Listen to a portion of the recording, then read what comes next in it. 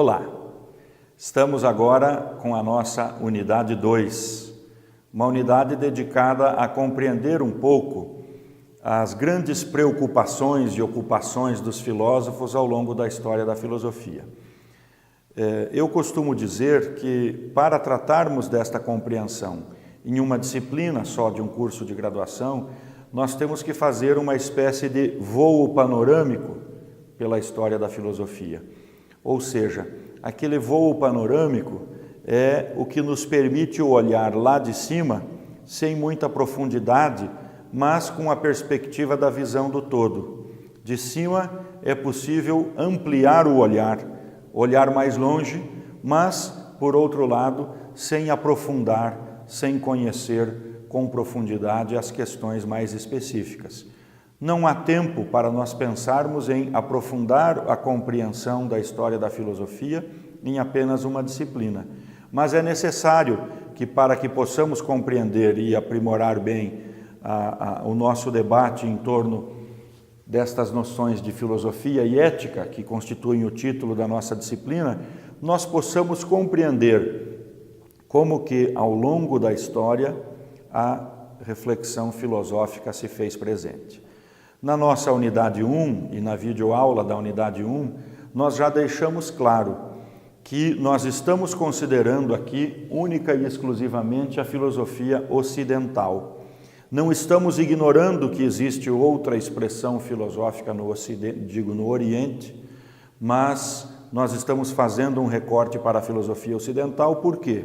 Porque o nosso modo de vida, o nosso comportamento, o nosso ser atual é fundado nas concepções e reflexões que se construíram ao longo da história na filosofia ocidental. Bom, dissemos também na unidade 1 que a filosofia tem origem na Grécia Antiga, né? E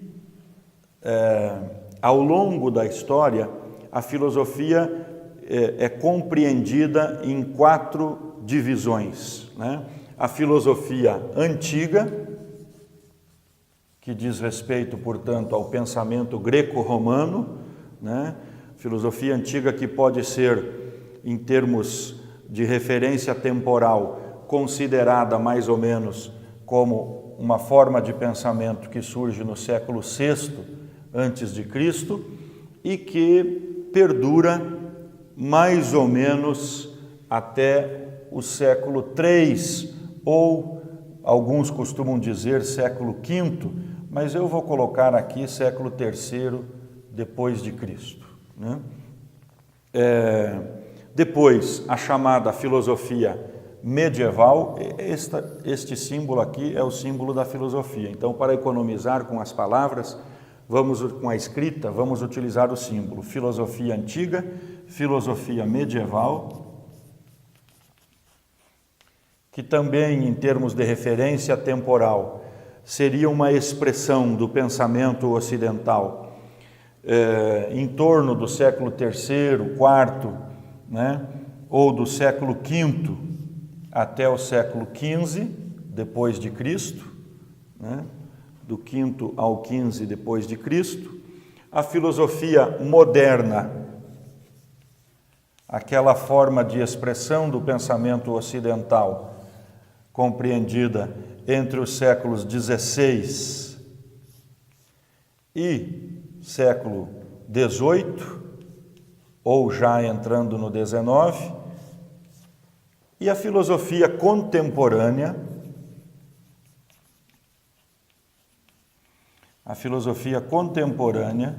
como aquela forma de expressão do pensamento ocidental predominante a partir do século XIX, né? A partir, talvez, da segunda metade do século XIX. Isso é uma referência temporal em torno da qual não há unanimidade, não há consenso, mas que nos permite pensar um pouco historicamente como se dá as mudanças, vamos dizer assim, de orientação do pensamento filosófico ao longo da história. Eu vou manter aqui só estas expressões para nós podermos ir agregando informações a elas sem ter que a todo momento retirar tudo do quadro. Isso nos facilita acompanhar um pouco o desdobramento do raciocínio. A filosofia antiga, ela pode ter também a sua subdivisão em filosofia pré-socrática,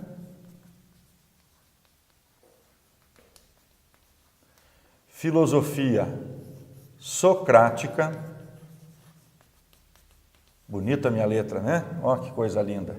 E filosofia pós-socrática.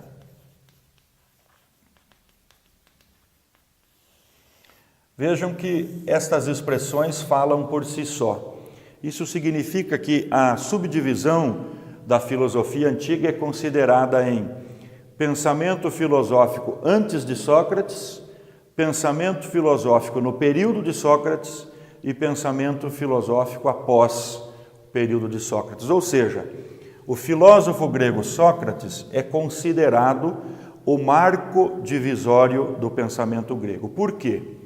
Porque a filosofia pré-socrática essencialmente pode ser definida como cosmologia.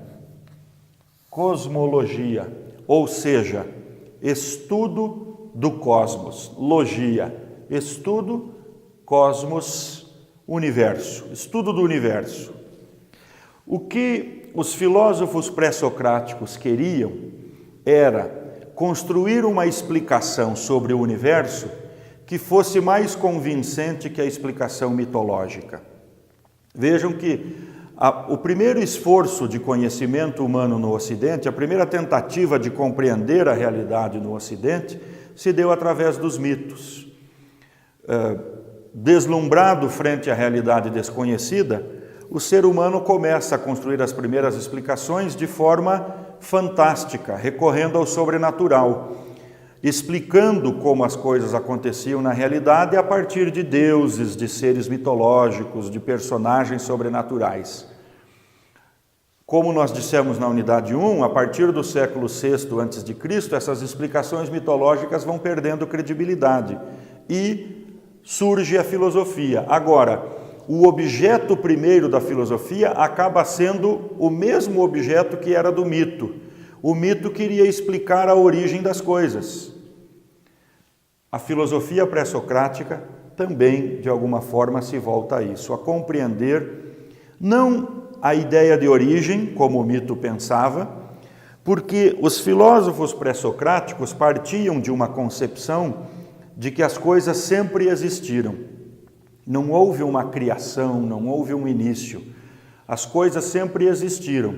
O fato é que elas existiam de forma caótica, caos, e num determinado momento, por determinadas circunstâncias, do caos surge o cosmos.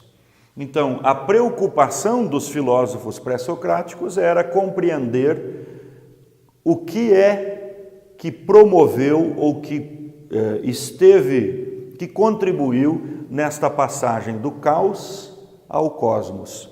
Portanto, os estudos dos filósofos pré-socráticos eram estudos cosmológicos. Para dar algum exemplo, a fim de nos ajudar a compreender melhor. O considerado primeiro filósofo, Tales de Mileto, da ilha de Mileto, dizia... Bom, vou voltar um pouquinho e dizer o seguinte.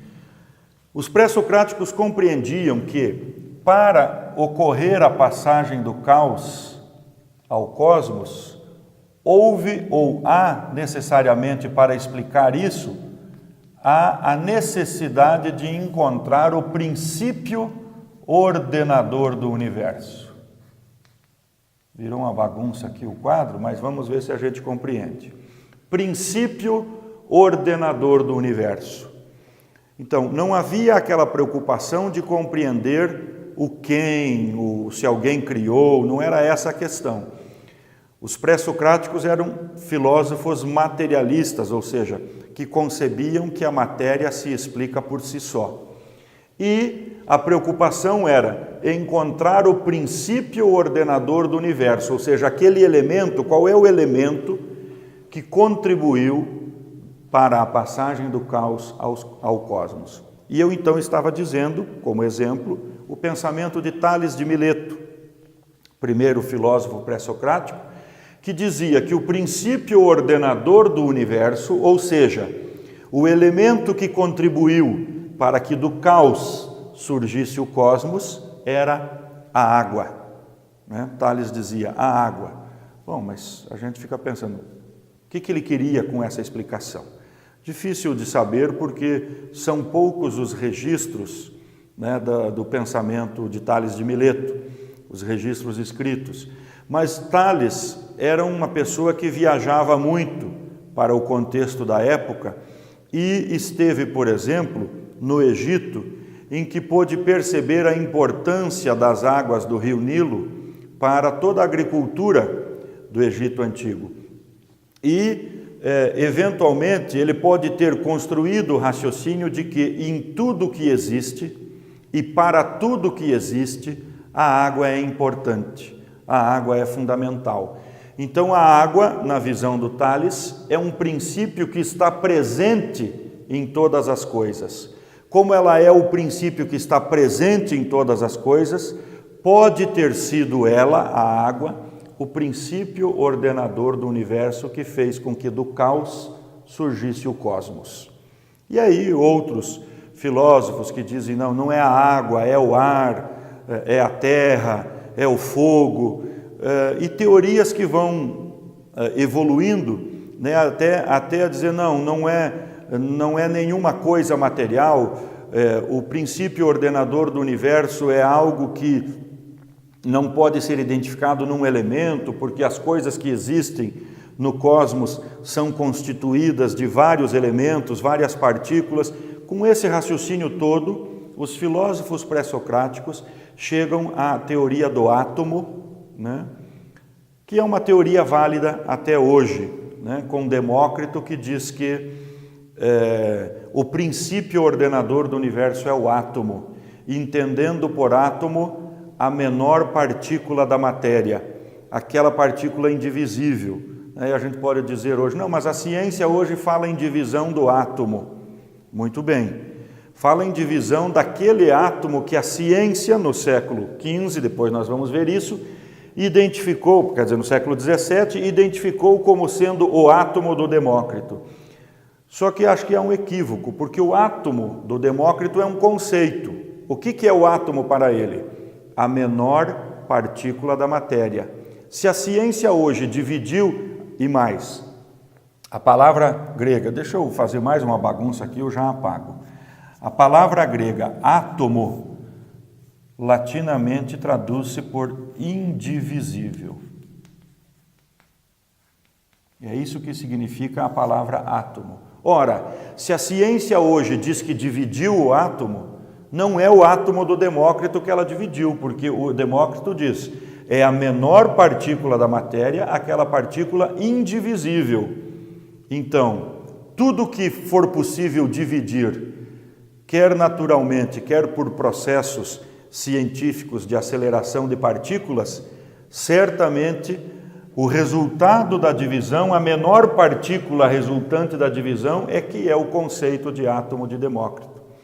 Veja, a teoria atômica é válida ainda hoje, me estendi demais aqui, mas para dizer o seguinte, os filósofos pré-socráticos que queriam compreender qual era o princípio ordenador do universo, na soma das diferentes visões, construíram uma teoria, a teoria atômica, que tem validade científica até hoje e que, se houver curiosidade em compreender melhor essa questão, eu posso contribuir com todos a partir das nossas interações no Moodle, no Tira Dúvidas, enfim.